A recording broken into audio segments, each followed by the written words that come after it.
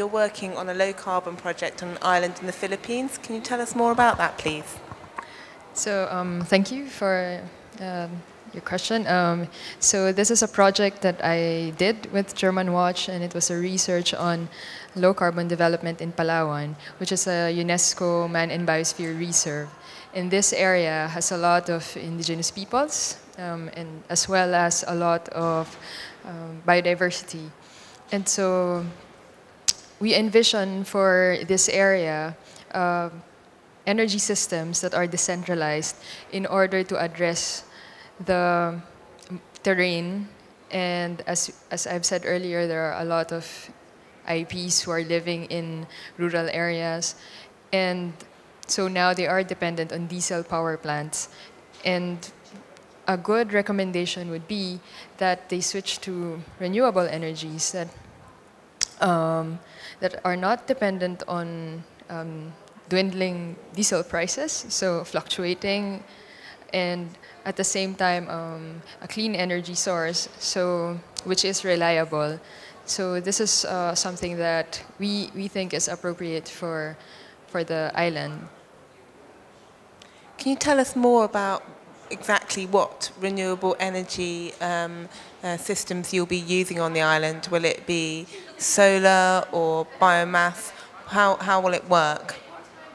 So there's already been a project there done by a local non-government organization in the Philippines.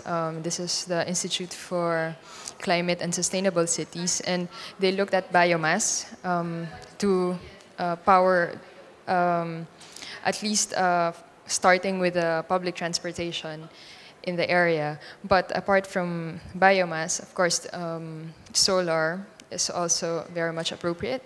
But wind can also be appropriate. But since I'm not an engineer, I would say I would leave it to the experts, like the technical experts, to say which type of system, how big the system is, would be appropriate for the area. And do you have a long-term vision for the low-carbon future of the island? Do you envisage that it could be run completely by renewable energy? How long will it take?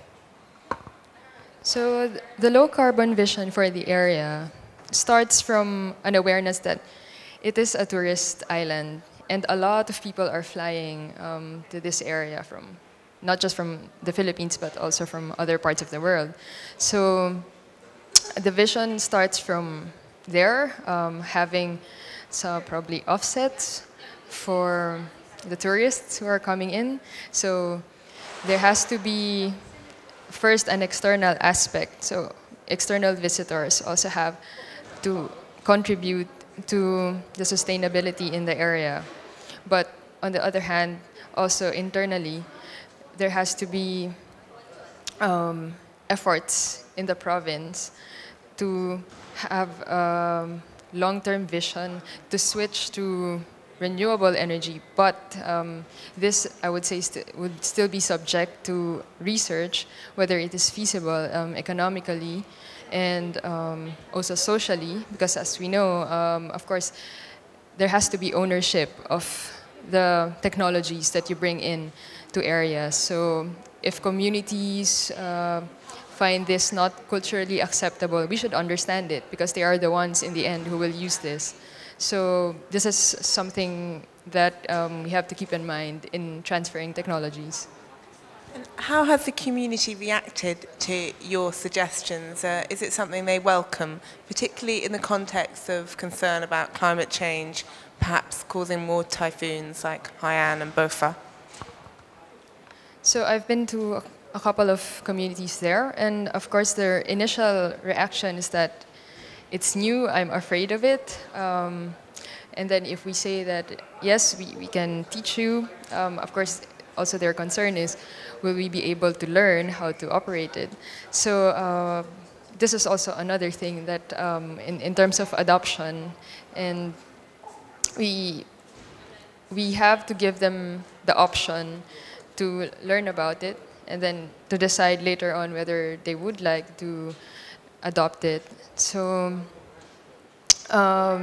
it is, I think, on a mitigation side, it won't really be that huge, but in terms of connecting it to the typhoon, probably it is a small contribution from the Philippine Islands, but even if other countries wouldn't want to contribute to mitigation. But in terms of typhoons, this area is also visited. Sometimes in Typhoon Haiyan, some of the areas have been affected. So it's a concern because these are tourist areas, and then people get their livelihood from tourism.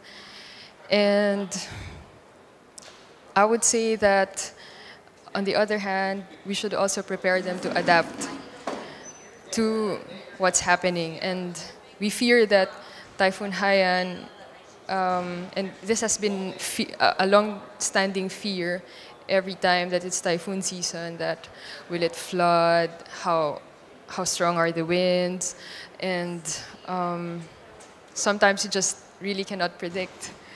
And so for us, and also for the communities, they have an awareness that the weather is changing. It's affecting everything from their subsistence up to their everyday life, like leisure activities.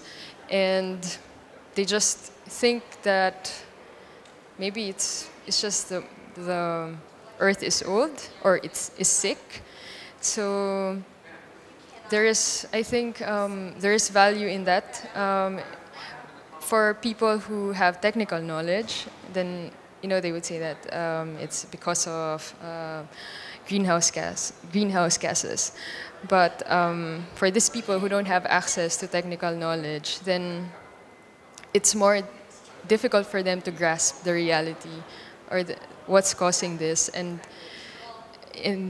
it's difficult for them as well to think of the solutions once disasters hit the area.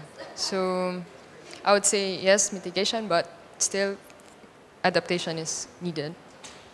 And at this meeting, are you taking the time to talk to people about the low carbon project on the island and how other islands might follow suit? So it is a possibility, and the Philippine government has been doing some steps towards this. But of course, in the end, it will boil down to political power, and then or political will, and also to economic capabilities of the country. So right now, of course, I would say maybe our country is very much focused on relief operations. So a lot of areas have not been reached, and we don't know the full picture of the devastation that the typhoon has caused. So it is something to think about, but in the whole picture of the climate change problem.